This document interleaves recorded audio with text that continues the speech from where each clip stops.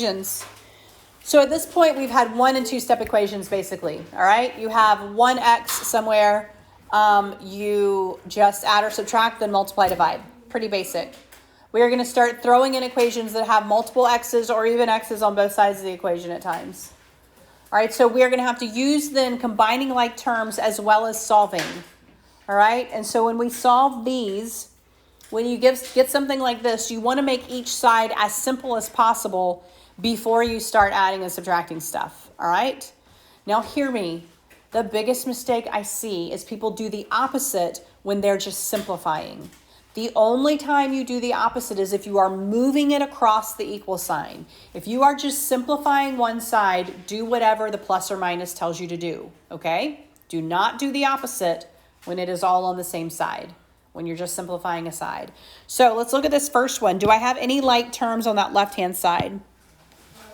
Yeah, I have my x's. 3 x's here and 5 x's here. So how many x's do I have? 8. I have 8 x's. What else can I simplify? I have a positive 2 and a negative 7. What is a positive 2 and a negative 7? Negative 5, right? 7 minus 2 is 5, and then the 7 was negative. Is this as simple as possible on each side? Yes. I cannot combine the 8x and the 5. I can't do anything with the 28. So now what do? I am going to add 5 to both sides. They gave us a fraction. All right, because it's a minus 5, I want to add 5. Negative 5 and positive 5 zero out. On the left-hand side, I have just 8x. Don't forget your equal. 28 and 5 is what? 33. My last step here is to do what? Divide. It is 8 times x, so I want to divide by 8. On the left-hand side, my 8's change to 1x, and I cannot simplify 33 over 8, by the way. You can actually just leave it like that. That is your answer. All right, here we go. Now, pay attention. Biggest problem here is your positives and negatives, all right? So if you struggle with positive and negatives, take your time when you're doing this distribution, okay? All right, so here we go. We have 2 different sets of distribution that we have to do here, because there's nothing we can do to get that stuff out of the parentheses except for distribution. So the first thing we're going to do is we're going to distribute these. I'm going to make it a little bit larger. All right, so I'm going to take this 3, and I'm going to distribute in. 3 times x is just 3x. 3 times positive 1 is just positive 3. When you do not see something, it is a 1. All right? So I am distributing a negative 1 through. So negative 1 times positive x is negative x, negative 1x. What is negative 1 times negative 2? Positive 2. All right? So when you have something like this, your first step is to distribute. You need to distribute here. That is your first step. Distribute. Once I have distributed, then I want to simplify. So at this point, I want to combine my like terms. When you are combining like terms, you are keeping them on the same side of the equation, so you just do whatever the sign is in front of it, okay? So on the left-hand side, what are my like terms? Yeah, I have x's. I have 3x minus x. What is 3x minus 1x? 2x's, right? I also have a 3 plus a 2, a positive 3 plus a 2. What do I have there? A 5. And now I'm just doing a 2-step equation, all right? So now at this point, we're going to do our addition or subtraction, whatever that is. And then we'll do our multiplication and division. So what am I going to do with that 5? How do I get rid of it? Subtract. Subtract 5 from both sides. On the left-hand side, it's zeros. I have 2x. What is 13 minus 5? 8. 8. All right, my final step here is to do what? Divide. So at this point, then you can do your division or multiplication, whatever it is. All right, so on the left-hand side, I have just an x. On the right-hand side, I have a 4. You can check it, by the way. You can plug it back in. You have to do order of operations when you do. So plug it back in. You would have parentheses. 4 plus 1 is 5. 3 times 5 is 15. Parentheses. 4 minus 2 is 2. 1 times 2 is 2, right? So you have to make sure that you are doing the order of operations when you do this. 15 minus 2 is 13. And so we have the right answer there. All right, questions on that? So I want you to try a couple of these. So look at your answers. Make sure you got it. -2. The biggest problem I saw here is I saw a +2. Make sure that when you add the -8 and the -4, you get -12 there. All right, and then for this one, you should have gotten 3. What is being distributed here is a 1. If there's nothing right in front of the parentheses, then it's a 1. Don't distribute the 3 through it. It's a 1 that goes through there, okay? And so you should have gotten 3. Any questions on that one? Okay. Word problem. Let's look at a word problem. So, example 3. Example 3. All right, John's mother is 4 times as old as John, and John's brother is twice as old as John. If you find the sum of their ages and add 3, you get 80. What are the ages of all 3 people? Okay, so whose age is everybody referring back to here? John. So John is going to be our variable. So X is going to be John's age. All right, X is going to be John's age. All right, so John's mother is 4 times as old as John. So how do we write mom? 4X. All right. John's brother is twice as old as John. So how do we write brother? Brother is going to be 2X. All right. If you have the sum of their ages, how am I going to do that? Sum of their ages. So I need to add this, and this, right? So I'm going to say X, that's John. This is mom. This is 2X, right? That's brother. And I add 3. How do I write that algebraically? Plus 3. You get 80. How do I write that algebraically? Equals 80. All right? Everybody see that? So I have John's age, which I don't know. Mom's age, 4 times John. Brother's age, 2 times John. All of that plus 3 equals 80. So what do I need to do? Yeah, I need to combine these guys. What is it? 1X and 4X's and 2X's. Those are 7X's. Oh, not equals. Plus 3 equals 80. What step do I need to do here? Yeah, I need to subtract my 3. All right. 7X equals what? How old is John? 11. John is 11. Not X. 7. John is 11. All right.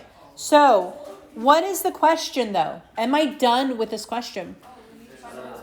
No. And so here's the situation. When you have a word problem, you really need to make sure you answer the question. I know that seems rudimentary, but that's what you're trying to do. They want you to tell the ages of all people. So you're going to say, well, John is 11 years old, right? Mom, how old is mom? 44. Mom is 44 years old. How old is brother? 22. Brother is 22 years old. All right? So you have to answer the question. If you just gave me X equals 11, you would miss a significant part of this problem, like answering the question. In fact, you technically only answered a third of the question here. They wanted all 3 ages, okay? And so make sure you go back. The last thing you need to do is go back to that word problem and say, did I answer the question? All right, did I answer the question? Because the question could have been, how old is John's mom? And then you didn't answer it at all if you gave me 11, okay? So we have girls and boys. We have to figure out how many boys, but we are going to add our girls and our boys to get to the total number in the class. So if I add all the girls plus all the boys, I'm going to get students, all the students. Everybody agree with that? All right. So what they're asking for is how many boys. And then they gave you the girls in relation to the girls, to the boys. So anytime they say, okay, for this one, you compare it to that one, that one's going to be your variable, all right? So they said there's 2 less than 3 times whatever. So that was telling you you're relating your girls back to how many boys you have, all right? I don't know how many boys I have, so I have to assign a variable to it, right? So for boys, I'm going to say that is going to be X, right? Everybody agree? We don't know it, so we're going to give it a variable. For girls, they gave me a description. What was the description? 2 fewer than 3 times the number of boys. I already said boys is X. What is 3 times the number of boys? How do I write that algebraically? 3x. And they want 2 fewer. How do I write that algebraically? Minus 2. So now I'm just going to plug that in. My girls, well, that is 3x minus 2. My boys, that is x. Equals my number of students. How many students does she have? It tells me 26. That is my equation. Okay, does everybody see how we broke that down? When it gives you something in relation to something else, you're going to have to set it up in relation to that variable. All right, this is easy to solve. What are my like terms? 3x and x. There we go. So that's 4x's. 26, right? What do I do now? Add my 2, right? I'm going to get 4x equals what? 28. What's my last step? Divide. How many boys do I have in the class? I have 7 boys. Did I answer the question? I did. What if she had said how many girls? What would have I had to do with that? Subtract 28 minus. Multiply by 3, subtract 2. Right? If I had found boys and the question was girls, I would have had to multiply by 3 and subtract 2. Okay? Use the following steps to express a repeating decimal as a quotient of integers. Write an equation. So remember we talked about rational numbers. Rational numbers can be written as a fraction. Rational numbers are terminating decimals, 1/4. That's 0.25, right? Or repeating decimals, 1/3. That's 0.3 repeating, okay? So it's easy to go from fraction to repeating decimal. You just divide. What we're going to learn how to do is to go from repeating decimal back to fraction, okay? Repeating decimal back to fraction. So you write an equation as x equal to the repeating decimal. Use multiplication property to get rid of your decimal, subtract, and then solve. So let's see how we did this. We're at the top of page 76. Top of page 76. All right, so my first step, they want me to write 0.36 repeating as a fraction. That's what they mean by quotient of integers. Fraction. You can replace that term with fraction. Quotient of integers. So my first step is just to say, well, I am going to just say x equals 0.36 repeating. That's my first step. X equals that number, all right? And then I want to move my decimal over however many places are repeating. So how many places are repeating here? 2, all right? So that means I need to multiply both sides by a multiple of 10 that has 2 zeros, basically. So I'm going to multiply both sides by 100, all right? Another way to look at this is, what's in front of my x? What number's there? A 1. So basically you can say, I'm going to move this decimal over 2 places, and I'm going to move the 1's decimal over 2 places. Now, if I haven't moved it over 2 places, I have to fill it with zeros. That's how it works with like scientific notation.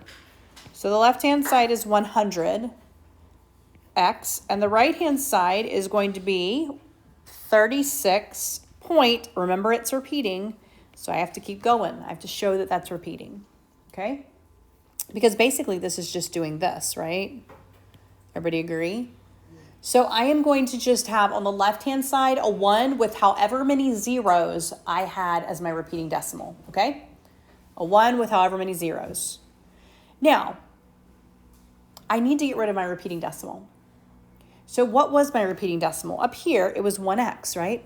My repeating decimal is 1x. Everybody see that? So I'm going to subtract 1x from this side. What is 1x? It's 0.36 repeating, right? That's what I said at the very beginning. So on this side, I'm going to subtract 0.36 repeating. That's what it is, right? 1x is 0.36 repeating. That's what I'm going to do. What is 100 minus 1? 99. 99x. When I subtract my repeating decimal, this happens. And I'm left with just 36. All right? Everybody good so far? All right, so my repeating decimal was 0.36 repeating. I just set that equal to x. How many decimals are repeating? 2. So I did a 1, 0, 0, and I moved it over, a 36 point the repeating. All right? Then I am just subtracting an x. 1x from this side, whatever 1x was from that side. 100 minus 1 is 99. The repeatings cancel. I just have the 36. How do I solve this guy? What's my last step to solve? Divide. Yeah, I'm going to divide by 99. Now, x equals 36 over 99. Now, I can reduce this. What goes into 36 and to 99? It's kind of obvious. Yeah, 3. All right. So, x equals, what is 36 divided by 3? 12. What is 99 divided by 3? 33. That is what that repeating decimal is. Now, there's a little shortcut here. It is always going to be over a 9. Like always. Okay? Let's take one that we know. Remember at the beginning I said 1/3 is 0.3 repeating, right? Everybody know that? That's what 1/3 is. So I have a 0.3 repeating. How many decimal places are repeating? 1. So I'm going to take that one thing that is repeating and I am going to put it over 1/9. 1/3. That's what it is. Okay? So on the example that we did, 0.36. How many decimal places are repeating? 2. I'm going to put that number over 2 9s. This is how this works for repeating decimals. Okay? Always. All right, so if I were to say, let's make up one. Let's say we had 1, 3, 4 repeating. What is that going to be? It's 3 decimal places, so it's 134 over what you think. There you go. That's how repeating decimals always work. This is actually just the proof of it. This is the proof of how that works. All right, so we had a 1, only part of my decimal is repeating. Only part of my decimal is repeating. So this one's going to work a little bit different than the one that we did. It's actually going to end up over a 90. All right, so I am, however, just going to multiply by how many decimals are repeating. So it is just 1 repeating.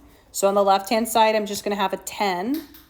And on the right-hand side, I'm just going to move it over once, right? I'm just going to move it over once. So I'm going to say 13, all right, 0.6 repeating and just my 6 repeating there.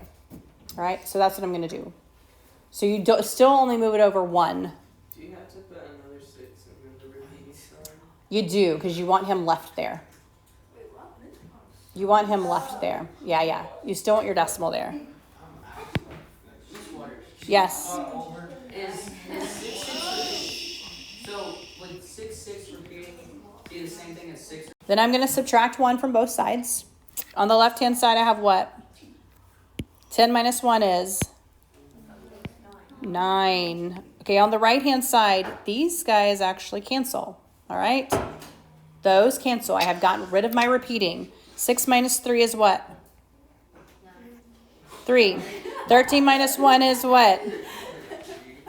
12. All right? Shh. All right? So what do I divide by? Divide both sides by what?